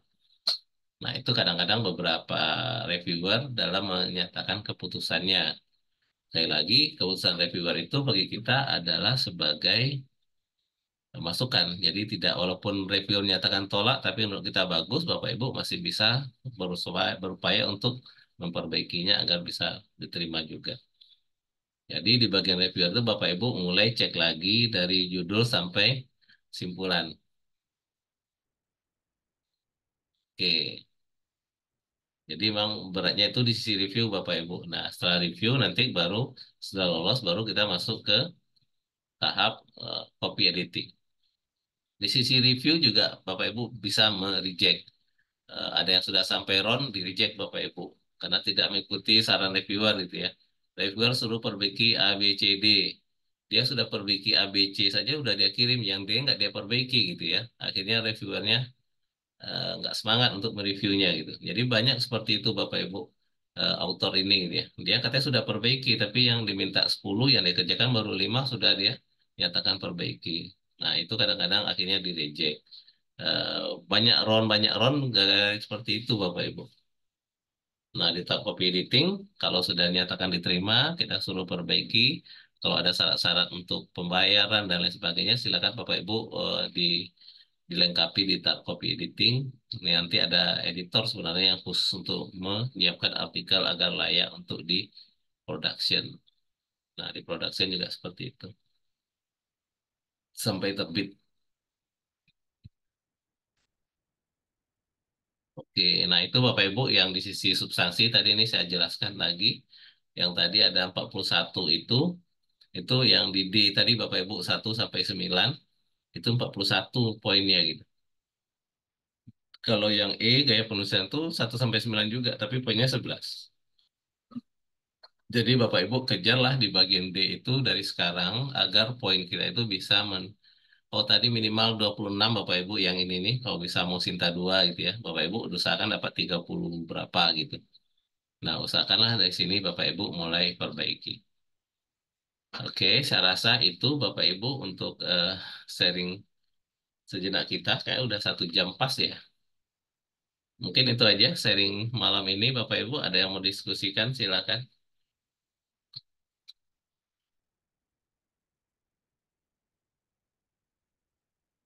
Kalau silakan Bapak Ibu. Selamat malam Pak Epi. Tadi saya agak terlambat. Itu nanti materi bisa di-sharing ya Pak Epi? Boleh, boleh nanti saya share. Pak Gun. Baru hadir ya Pak Gun. Iya, tadi saya baru hadir jam 8. Nanti saya share Pak Gun. Ya, terima kasih. Oke, silakan Bapak Ibu yang lain. Izin bertanya Pak Biser. Ya, ya Bu. Saya pemula ya Pak di sini ya, karena mendapat Betul. limpahan dari Pak Basuki. Kemudian ini pertanyaan yang pertama tadi yang disampaikan eh, minimal eh, artikel yang jurnal dengan artikel yang bisa diajukan untuk akreditasi ini kan 2 tahun, Pak. 2 tahun itu syaratnya harus 2 tahun yang secara berurutan, terbitnya Betul. harus tepat waktu atau masih diizinkan ada yang terlambat. Dan dari sisi jumlah dan lain sebagainya itu straight seperti yang disampaikan Pak Zulfikar tadi ya. Jadi 2 tahun itu berurutan ya Bu ya. Tapi kalau seandainya tidak terbit sesuai jadwal itu hanya mengurangi skor. Tapi untuk syarat akreditasinya terpenuhi 2 tahun minimal sejak EISN-nya ya Bu ya. Jadi patokan Iya, adalah EISN-nya. Kalau sudah 2 tahun terbit, misalnya setiap tahun terbit 2 kali, berarti setidaknya sudah ada 4 isu yang sudah terbit. Nah, satu isu mungkin terbitnya seharusnya bulan Juni, ataunya di bulan Agustus baru terbit gitu ya, Bu, telat gitu ya. Nah, telat itu tidak menjadi apa namanya syarat untuk mengajukan akreditasi, tapi hanya poinnya yang akan dikurangi. Oh, berkurang. Tapi syarat untuk mengajukan akreditasinya terpenuhi. Nah, banyak kok Bapak Ibu seperti itu di tahun ini dia sudah di bulan Juni sudah terbit, tapi baru 4 gitu ya. Di bulan Juni baru bisa lengkapi jadi 5, jadi 6 gitu ya. Nah, itu nggak apa-apa. Tapi tadi di Arjuna itu asesor dikasih akses sebagai editor gitu ya. Jadi dia bisa melihat ini artikelnya submit tanggal berapa, diterima tanggal berapa, selesai revisi berapa gitu. Itu kelihatan Bapak Ibu. Jadi kita nggak bisa iya, iya paham. memanipulasi. Jadi mohon jangan Bapak Ibu coba-coba untuk memanipulasi di belakang layar itu gitu ya. Karena edit asesor itu kan tahu juga Bapak Ibu, karena asesor di Arjuna itu adalah syaratnya adalah pengelola jurnal Sinta 2, paling nggak minimal kalau nggak salah ya. Artinya sudah banyak pengalamannya dalam melakukan mereview jurnal-jurnal Bapak Ibu. Jadi jangan apa namanya berupaya mengakali-akali kita standar normal saja Bapak Ibu. Agar jangan kita nanti ketahuan melakukan apa namanya hal-hal yang tidak pantas lah gitu ya. Mungkin. Paham Bapak untuk apa namanya teknis di dalamnya karena eh, saya dalam 1 tahun ini itu kan seperti jurnal yang kemarin diamanahkan ini bisa saya katakan dalam kondisi kronis atau koma seperti itu. Jadi mulai dari banyak artikel yang nggak kepegang, kemudian dari proses submission dan lain sebagainya juga tidak ada yang banyak yang tidak sesuai dengan apa ya Skop ya, jalan tata yang tulisnya kali ya, apa Pak? tata tulisnya, skopnya gitu ya, kualitasnya gitu. Oh, bukan dari kontennya, tapi dari proses banyak yang tidak submit melalui OJS Pak. Jadi Aduh, mungkin karena sosialisasi itu kurang atau bagaimana. Jadi saya sepulang sekolah itu terus kemudian dapat amanah ini tuh jadi beberapa bulan itu hanya menatap layar sampai gini. Ini harus diapakan ya. tapi kalau ada artikelnya lebih enak. Ini yang lain nggak ada artikelnya. Iya iya iya iya baik baik. Jadi Eh, beda-beda suka dukanya ya Bu ya. Ini iya yang baik. mendapat Iya Pak. artikel, nah, Ibu tinggal memproses lagi gitu ya. Iya. Bapak ini ada mungkin grup apa namanya grup WA atau Telegram untuk jujur saya butuh komunitas sih Pak ya karena selama ini kan posisi misalnya posisi sebagai user ya sebagai penulis nah tiba-tiba berada di dalam posisi sebagai pemanufaktur jurnal berada di dalam di area produksi dan lain sebagainya ini kemarin juga belajar belajar dari awal dari YouTube seperti apa OJS ini Iya. Di sebentar Pak ada YouTube tamu banyak sebentar. kok tutorial saya Bu, cukup lengkap. Mulai dari memang jurnal sampai publish sampai indexing. Ibu bisa di Google, di YouTube, ketik nama saya aja Bu di YouTube gitu ya. Nanti ada 28 video tutorial nggak salah Bu. Tadi kalau sudah lupa-lupa Ibu udah lama banget nih. Oke, silakan Pak Ibu yang lain.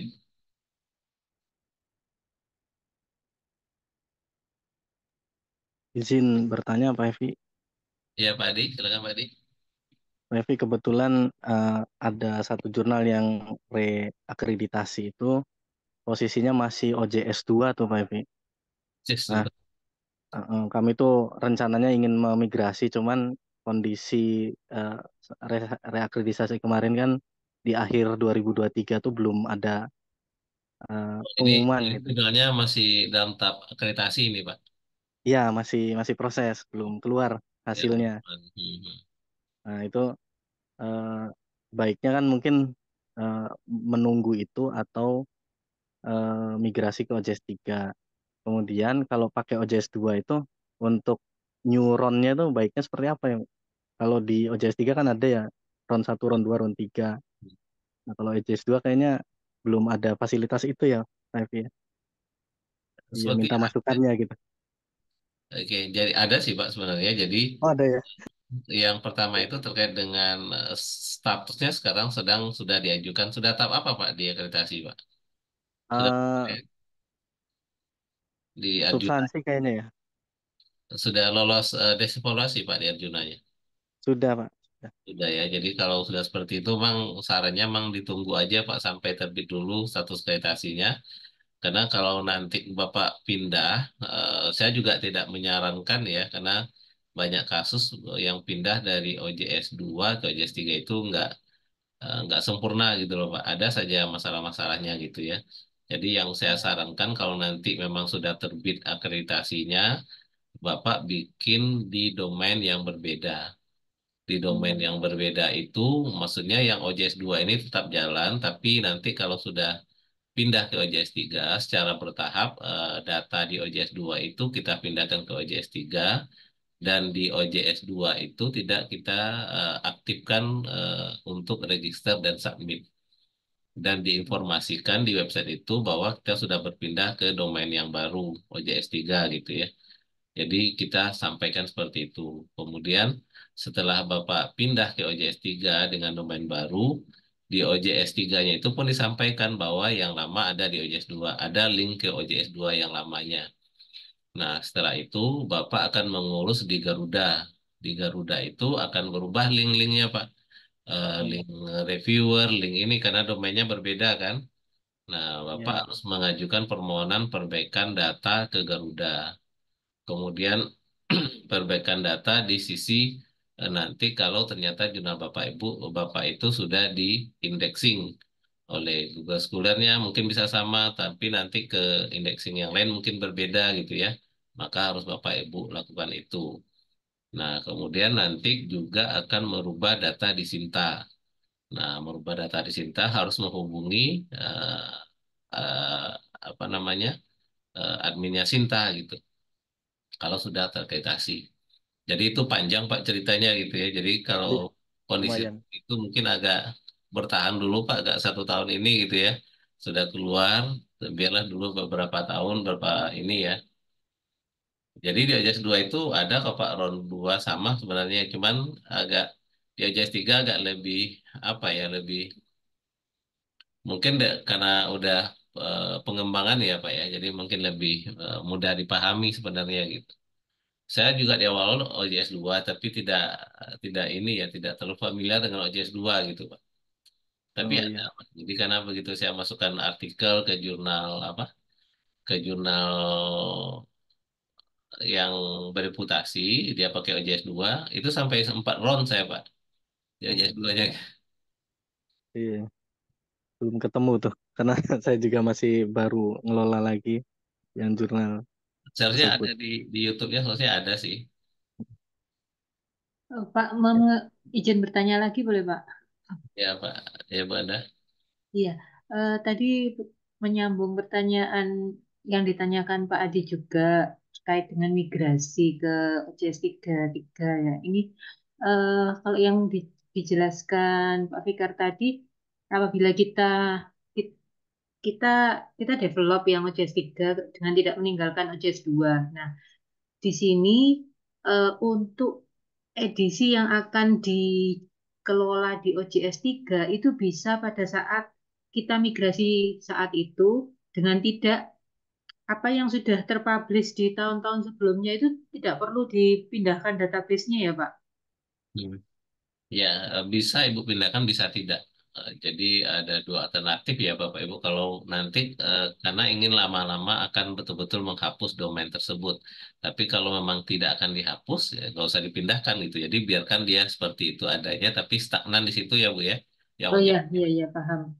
Jadi domainnya tetap aktif agar begitu orang mencari di Google Scholar, karena data-data yang lama itu Ibu di Google Scholar itu sudah tersimpan dengan rapi gitu ya. Iya, betul, betul. Kalau seandainya itu kita hilangkan, sementara di Google Scholar masih ketemu gitu.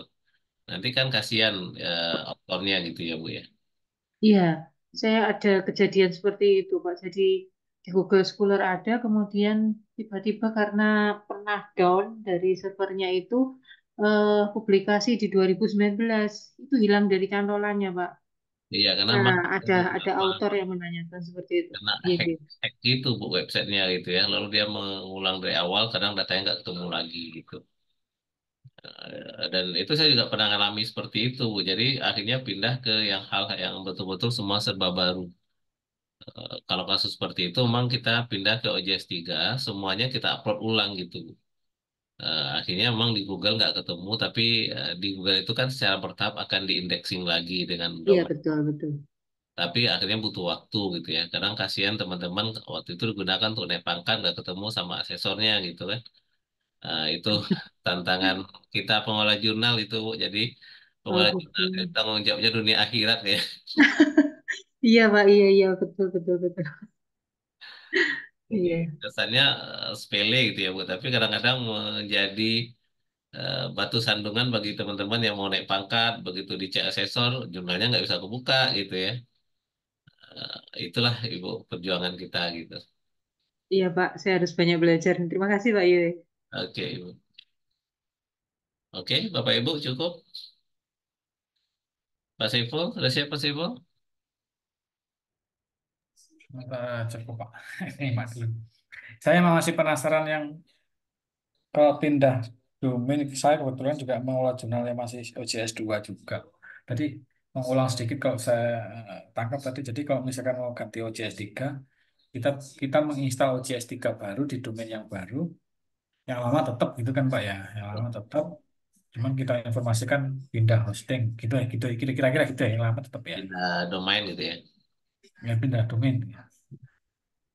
Ya, jadi yang penting juga di apa di OJS yang lama itu fitur submit dan loginnya itu dinonaktifkan Pak. Jadi biar tidak apa salah paham gitu ya. Tahu dia masih buka di situ, Bapak nggak buka lagi di situ kan?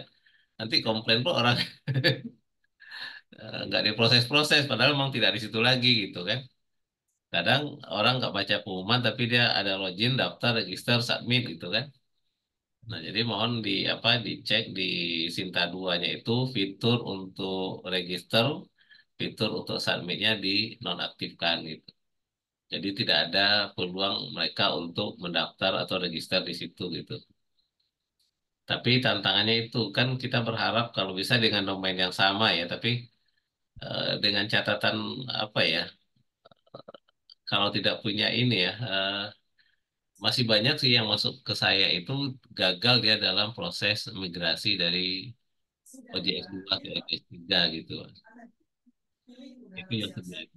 Jadi maka yang cara yang paling aman memang yang OJS 2-nya kita biarkan aktif, lalu kita berpindah ke OJS 3 gitu. Dan nanti ini akan panjang lagi ceritanya Pak kalau sudah terakreditasi gitu ya. Makanya usahakan sudah terakreditasi dulu, nanti baru kita pindah.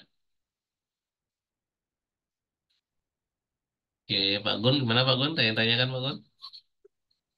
Iya, ini apa namanya? Ini ada beberapa yang saya mau tanya, cuman mungkin terkait jam tekno Hmm. itu ada beberapa proses yang mungkin reviewernya konfirmasi tapi kayaknya belum lewat sistem. Nanti aku mesti cek. Dia konfirmasinya lewat WA. Pak, aku udah review katanya. Nah, ini konfirmasi boleh, tapi yang reviewnya ada di Harusnya reviewnya kan langsung Di ininya kan, dikurangi. di websitenya kan. Jadi via WA itu untuk kita mempercepat komunikasi kita. Ini loh ada artikel mau bantu di review, dipercepat Hmm, ya gitu ya. Itu via WA-nya. Tapi proses reviewnya tetap di OJS-nya gitu, Pak Gun. iya, iya. Nggak apa-apa. Jadi malah lebih bagus gitu kan. Jadi kalau ada kita menugaskan reviewer, ini saya baru ngirimkan artikel, mohon bantu di review. Jadi biar cepat. Kadang kan tidak semua reviewer baca gitu ya di websitenya.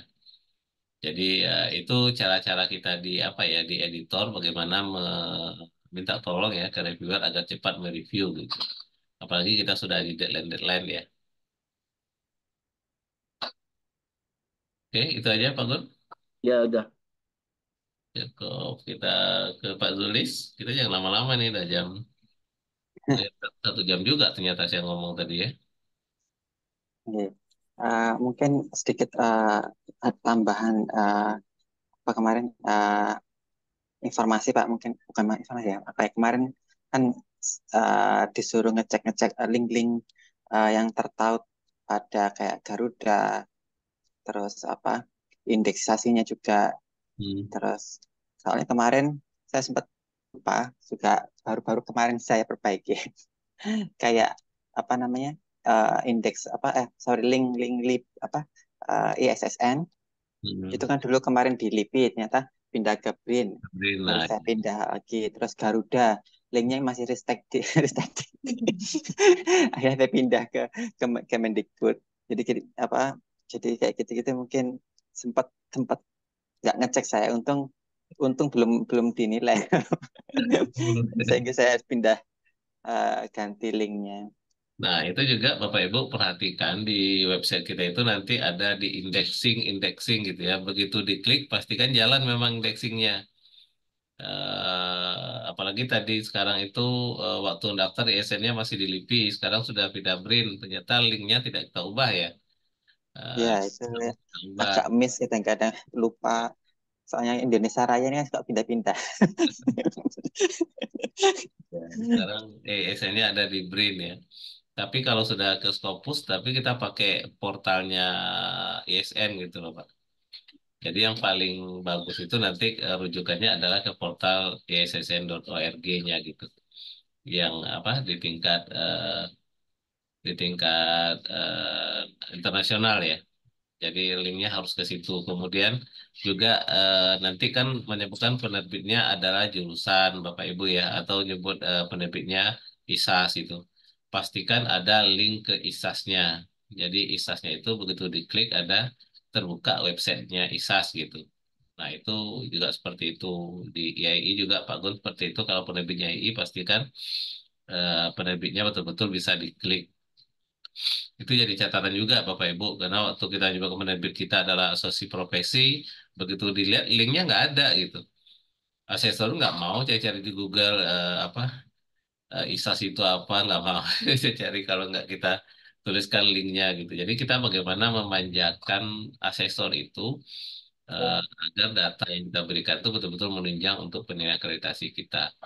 Nah, begitu juga kalau penerbitnya jurusan, harus ada link ke website jurusannya gitu ya, atau ke P3M-nya, atau ke lembaga LPPM-nya, itu harus terlihat gitu, atau bisa diklik link-linknya.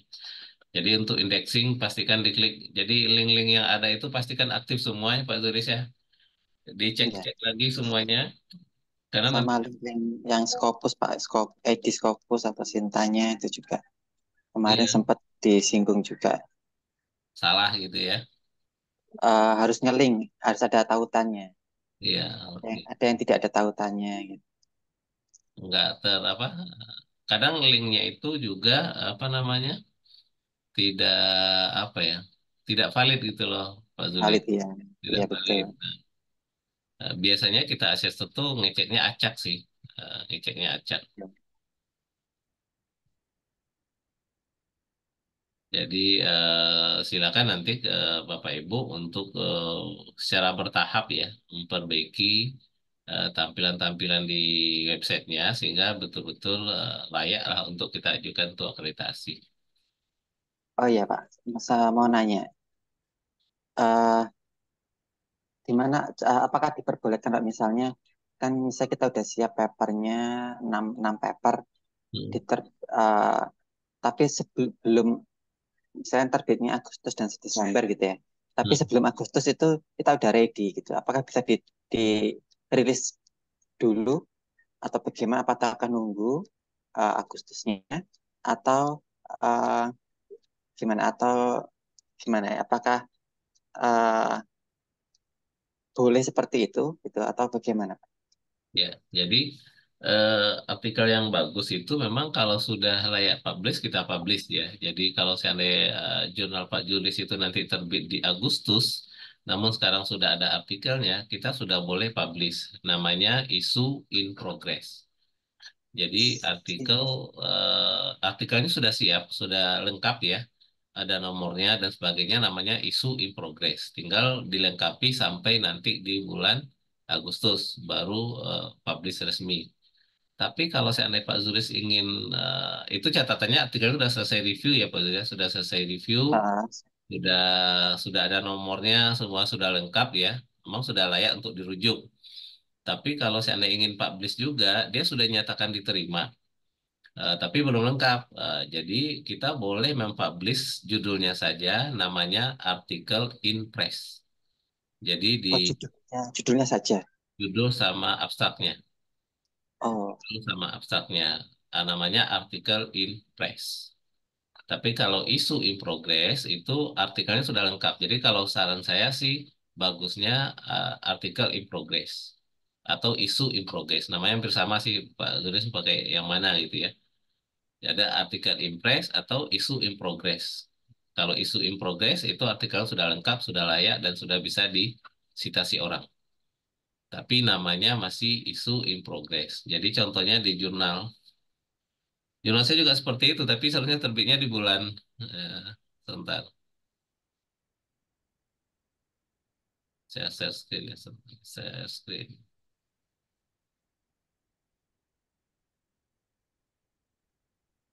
Nah, di jurnal saya eh, ini Sinta 2. Ini sudah ada judulnya, dia bulan Februari kan sampai tanggal 28 ya Pak Zulis ya. Saya kan masih belum ada yang selesai gitu ya. Tapi saya sudah sejak bulan Januari sudah saya terbitkan. Jadi saya nyebutnya adalah isu in progress. Jadi ini sejak tanggal 13 Januari loh Pak Zulis saya publish. 13 oh, Januari, sebenarnya kan Februari ini ya. Nanti tanggal 28 Februari baru saya finalkan. Nah, ini sudah berurut gitu. Jadi naskahnya sudah bisa disitasi. Itu namanya isu in progress. Tapi kalau artikel in progress ini hanya judul dan abstraknya, PDF-nya baru abstrak gitu. Jadi belum ada nomor halaman dan lain sebagainya. Nah, kasihannya adalah karena Google Scholar itu walaupun kita belum full dia sudah mengindeks gitu Pak Zuli. Jadi iya. banyak banyak kasus begitu kita sudah publish seperti ini, lalu metadata tidak lengkap. Misalnya banyak itu kasus-kasus seperti itu. Misalnya nama si A ini tidak kita cek di metadatanya. Lalu ternyata Google Scholar sudah mengindexing jurnal kita gitu. Kadang-kadang nama autor ada yang hilang di Google Scholar. Jadi Bapak Ibu suatu mau mempublish itu pastikan metadata terutama nama-nama autor itu betul-betul sudah dicek di metadata jurnalnya. Sehingga begitu di Google Scholar itu lengkap daftar autornya. Banyak nanti Bapak Ibu ketemu gitu kan artikelnya sudah publish. Malah penulis pertamanya begitu di Google Scholar dicek nggak ada namanya gitu. Nah, itu kesalahan kita di awal sewaktu kita mempublish sebuah artikel di OJS, data metadatanya tidak lengkap di awal. Lalu tiba-tiba OJS Google Scholar sudah mengcrawling jurnal tersebut. Nah, kapan dia akan lengkap setelah kita perbaiki dan kadang kita nggak tahu kapan lagi Google Scholar itu akan mencek jurnal kita. Tapi dia lama-lama akan tercek juga. Tapi harapannya tentu dari awal itu sudah lengkap semua data ini. Jangan sampai ada data penulis yang tertinggal, Bapak Ibu sudah publish. Jadi boleh Oh, isu in progress namanya Pak Zulis. kalau Silakan. misalnya misalnya papernya sudah diterima, udah lengkap, itu boleh nggak dipublish sebelum masa terbitnya? Iya, ini dia isu in progress ini. Kalau kalau ini kan banyak abstrak ya Pak. Kalau Oh misalnya enggak, udah full paper gitu, lengkap, ini bisa sudah nggak? lengkap ini Pak Zulis. Ini udah lengkap nih. Ini udah Oh, udah jalan. lengkap. Bukan abstrak ya, Jadi bukan abstrak aja ya. kalau abstrak itu namanya artikel in press. Wah, kalau abstrak aja artikel Iya, in press. artikel in press kalau abstraknya saja. Artinya memang Oh, eh, apa namanya? Saya biasanya baru menerbitkan isu in progress itu kalau artikelnya itu sudah 5 minimal itu Pak Zulis. Biasanya saya gitu, tapi oh, tidak harus itu ya. Kan syarat kita kan minimal 5. Jadi kalau ya. sudah ada 5 terpenuhi, saya sudah mulai bikin isu in progress. Sambil itu kita tambahi, misalnya targetnya 8 gitu ya. Begitu sudah sampai 8, kita finalnya nggak apa-apa. Walaupun belum bulan Agustus ya. Misal Pak Zulis target hanya 8 artikel, sekarang sudah ada 5 isu in progress. Dalam perjalanannya di bulan April ternyata udah penuh sampai 8. Bapak Ibu, Pak Zulis sudah bisa bikin finalnya. Jadi kalau untuk berikutnya di bulan Desember lagi ya. Ah, Jadi kita boleh saja memfinalkan itu sebelum di jadwalnya gitu. Kalau oh memang gitu. target kita hanya 8 gitu ya. Tapi tetap ini ya, volumenya mengikuti Agustus dan Desember ya, walaupun terbitnya misalnya April gitu Ya, ya, nggak apa-apa ya. betul, betul. Hmm, Jadi kalau udah penuh sampai di bulan Agustus sudah terpenuh 8 di bulan ini ya, di bulan Mei ya. oh, Pabriknya 8 itu udah selesai. Berikutnya Bapak Juris tinggal fokus ke Desember. oh. Tapi Jadi ditulis sih ya itu ya artikel apa itu in uh, isu in progress atau in progress. oh gitu. Kayak gini aja isu in progress. Oh, Volume ini kan volume 8 nomor 1 isu in progress. Nanti kalau udah, kan target saya kan Februari nih, nanti 28 Februari gitu ya, itu sudah lengkap. Jadi kalau lengkapnya nanti jadi di archive. Jadi kayak oh gini, di oh, volume oh 7 di nggak ini ada ya. lagi, diedit aja, dihilangkan isu in progressnya. Ini Oh, masih isu in progress. Jadi kalau ada artikel jurnal yang bikin isu in progress, berarti masih ada, eh, masih belum final lah gitu. Tapi artikelnya sudah bisa disitasi. kalau sudah final semua gimana? Berarti tetap bisa Sudah. tetap ditulis di Agustus 2024 gitu. Iya, tulis Agustus 2004. Oh, oke. Yang jadwal Agustus 2004 sudah kita publish sekarang karena ini juga untuk menjaga Bapak Ibu artikel-artikel dari teman-teman itu yang sudah publish itu kan berharap sudah disitasi orang. Kadang-kadang kan ingin penelitiannya itu ini siapa yang duluan mempublish gitu. Ini terkait dengan orang plagiat dan lain sebagainya gitu ya. Dia sudah submit jauh-jauh di kita, tapi belum pernah kita publish. Lalu ada orang dengan artikel yang sama, publish di jurnal lain, langsung dia publish gitu ya. Padahal yang mensubmit kita itu yang pertama gitu. Nah, kita menghargai perjuangan teman-teman yang sudah meneliti sedemikian rupa dan artikel sudah mau layak publish, segera kita publish. Jadi jangan ditunda-tunda. Jadi boleh pilihannya kalau seandainya ingin cepat artikel impress. Artikel impress itu kalau seandainya nomornya belum lengkap, artinya kita sudah nyatakan diterima, tapi kita masih minta dilengkapi beberapa gitu ya. Maka kita bikin artikel impress. Jadi yang ditampilkan cukup judul sama abstraknya di PDF-nya. Tapi kalau isu in progress itu artikelnya sudah lengkap, sudah bisa kita kasih nomor. Ini kan kalau di saya ini isu in progress-nya ini itu sudah ada nomornya. Jadi kalau ada yang berikutnya dia akan nyusul di bawah gitu. Sudah ada nomor halamannya gitu ya. Berarti kalau diterbitkan ditambah paper lagi, menambah paper lagi, berarti terbitnya mengikuti terbit yang Ya apa ini sekarang di yang ini yang ini. Jadi tanggal kalau ada tiga yang belas itu ya. misalnya malam ini ada yang baru udah selesai, saya tambahin lagi urutan sampai sini gitu ya. Saya lanjutin lagi nomornya Pak Zulis.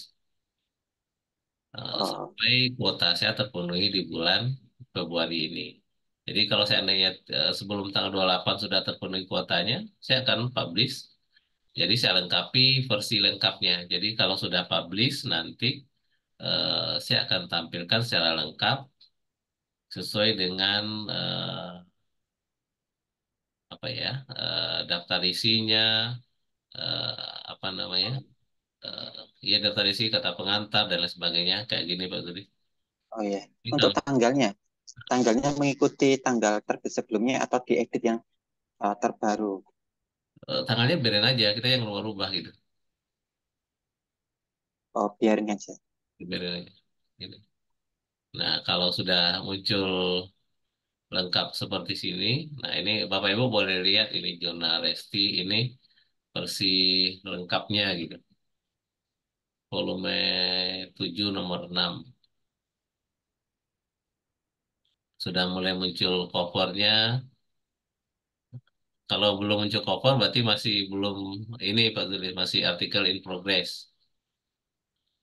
Ada volumenya, ada ISN-nya di cover ya, ada status akreditasinya gitu, indexingnya, kata pengantar, editorial team ini kita tampilkan semua, reviewernya cukup banyak reviewer kita ini abstraknya Bapak. Ini di gayanya Junaresti ya Bapak Ibu ya. Jadi yang di ini abstrak semuanya kita tampilkan.